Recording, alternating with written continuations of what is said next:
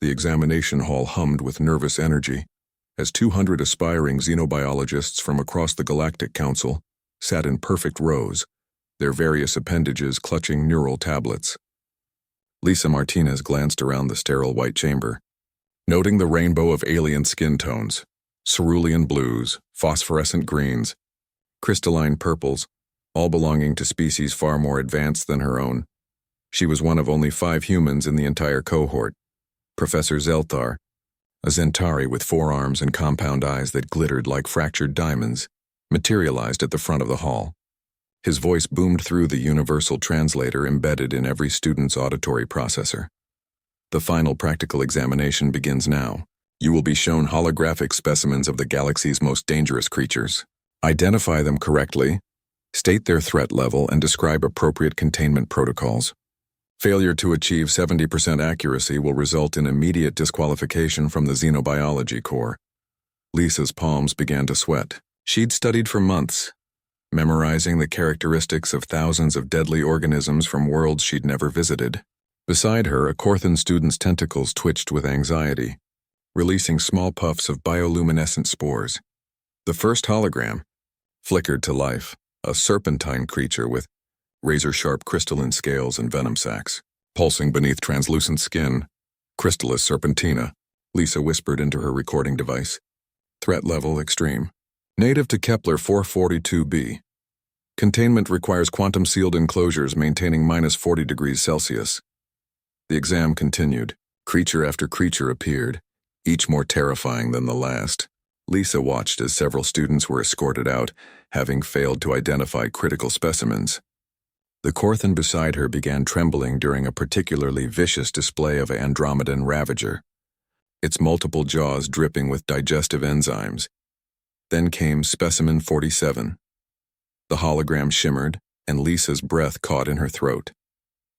Before her floated a creature roughly 2 meters long, covered in brown and black fur with distinctive stripes. It had powerful shoulders, a broad snout, and claws that could easily disembowel prey. The creature's small eyes held an intelligence that made several alien students recoil in their seats. "Dear gods," whispered a Valerian student 3 rows ahead. "What is that monstrosity?" Around the hall, students frantically scrolled through their databases. The creature wasn't in any of their standard catalogs. Professor Zelthar's mandibles clicked with satisfaction. This was clearly a test of their ability to classify unknown specimens using observational skills alone. Louis Chen, sitting 2 rows behind Lisa, leaned forward.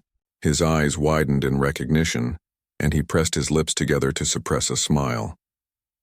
The Corthan student beside Lisa was hyperventilating, their tentacles now completely wrapped around their body in a defensive posture. That musculature. Those killing claws. This must be an apex predator from a death world. Threat level, catastrophic.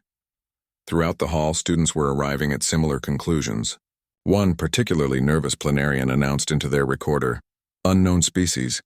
Estimated threat level, extinction class. Recommend orbital bombardment of home planet to prevent spread." Lisa couldn't help it. A giggle escaped her lips. Professor Zelthar's eyes swiveled toward her. "Cadet Martinez, you find the examination amusing?" Every alien eye in the hall turned to stare at the human. Lisa stood, her face flushed but her voice steady. "No, Professor. I find it amusing that my classmates are recommending planetary annihilation." "You recognize this creature?" Zelthar's translator carried a note of skepticism. "Yes, sir. That's a North American badger. We call them honey badgers sometimes, though that's technically a different species. This particular one..."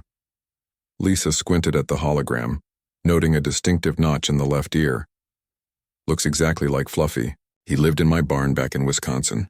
The silence in the hall was absolute. You lived in proximity to this creature?" The planarian's voice was barely a whisper.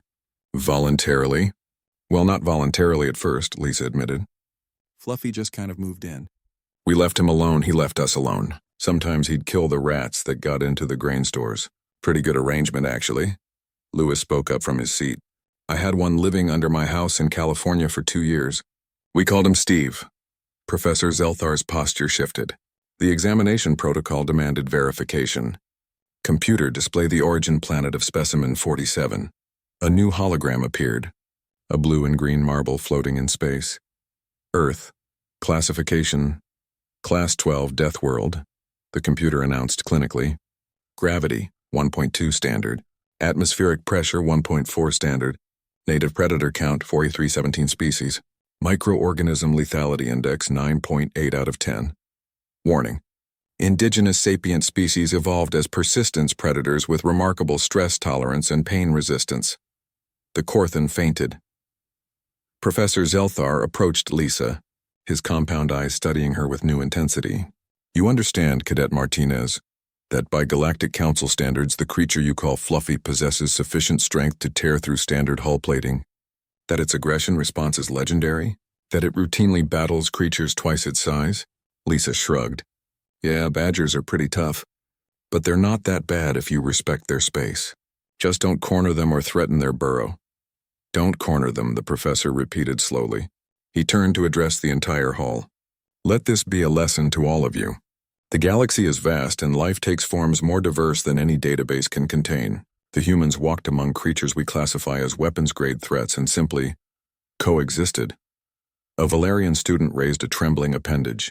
Professor, if that creature lived in her barn, what else lives on Earth? Lewis grinned. Want me to tell you about the grizzly bears?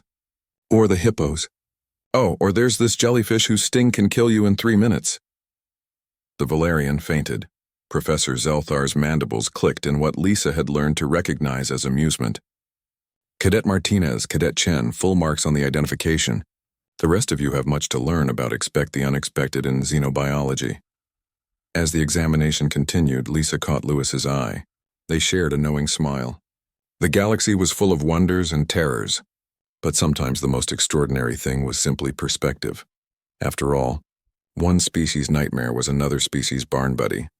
Back on Earth, in a Wisconsin barn, Fluffy the badger yawned, scratched behind his ear with a hind leg, and went back to sleep, blissfully unaware that he'd just been classified as a planetary threat by an intergalactic academic institution. Somewhere in the database, his threat level was quietly updated. Exercise extreme caution, known to cohabitate with apex predators. The apex predators in question, of course, being the humans.